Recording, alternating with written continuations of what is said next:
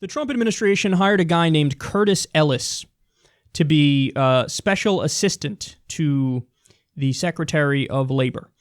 And this is a news story because the guy is just an utter lunatic. So in May 2016, he wrote the following for WorldNetDaily. Now, before I even get into it, he wrote for WorldNetDaily. WorldNetDaily, you guys don't get it. It makes InfoWars look like it's factual. WorldNetDaily, it's a far-right conspiracy site. Let me give you one example of a story they ran with. Obama went and visited Africa one time, and when he got off the plane, there was some sort of a defect in the camera, and they took like the defect in the camera and like the cloudy image it created, and they said, a ghost ran in front of Obama in Africa because he's so evil, and that's what it is. They ran with it as if it was a fact. Like demons. Demons just ran in front of the camera. They ran with that story. So this is the kind of website we're dealing with here. This is a guy who wrote for that website. Now, you might make the point, and it's a fair point. Well, hey, hold on now. Don't do the guilt by association, Kyle. Whatever. So he worked for that site. Doesn't mean he's fucking crazy. True enough. But when you actually go to his work, it turns out he's fucking crazy. So, in May 2016, he said this.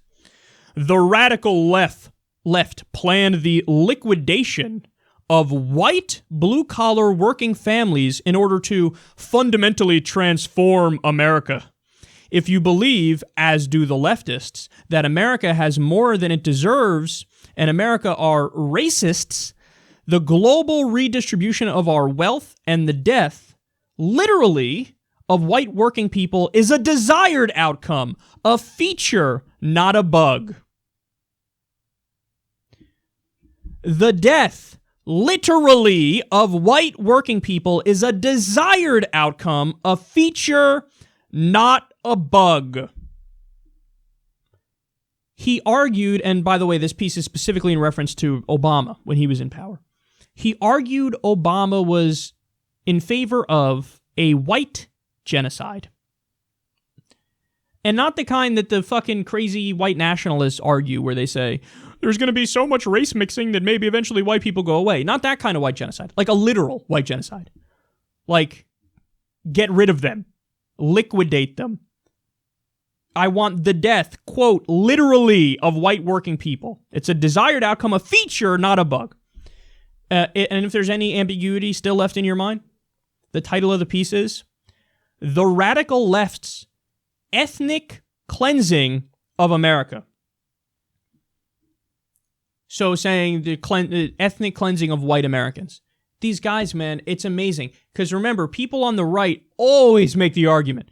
The victim culture. The fucking victim culture on the left. It's unreal. All they do is play the victim. Oh, there's a white genocide and there's a white ethnic cleansing going on and Obama's doing it. By the way, where are the fucking apologies from all these people? Like we spoke about Alex Jones. Alex Jones said Obama's got FEMA camps. He's going to put us all in FEMA camps. Obama's out of office. We are not in FEMA camps. Where's your fucking apology? He's been talking about Agenda 21 since the 1990s. What are they waiting for? Why haven't they implemented it yet? I don't know. Maybe because it's not what you fucking say it is.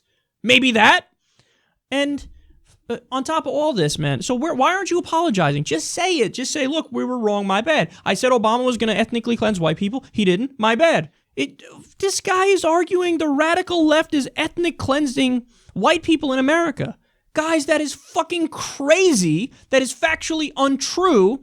And what ends up happening is the same thing in Camp of the Saints. The next argument is, we are such victims. We are under such threat. There is such an attack against white people. They're trying to ethnic cleanse us. They're trying to do a genocide against us. Well, we all need to rise up and kill them first. That's the next step in the argument. Now, I don't think Trump is not a committed ideologue. So I don't think he's like, buying all of Bannon's, worldview, buying all this fucking crazy guy's worldview. And this guy might even be crazier than Bannon. So I don't think he's a committed ideologue. But it is fucking creepy that these guys are in power because I'll tell you what's for sure. They're not going to, create any kind of an economy or a system that's good for everybody. And there's no way that they have the necessary expertise in said fields to get anything done that makes sense.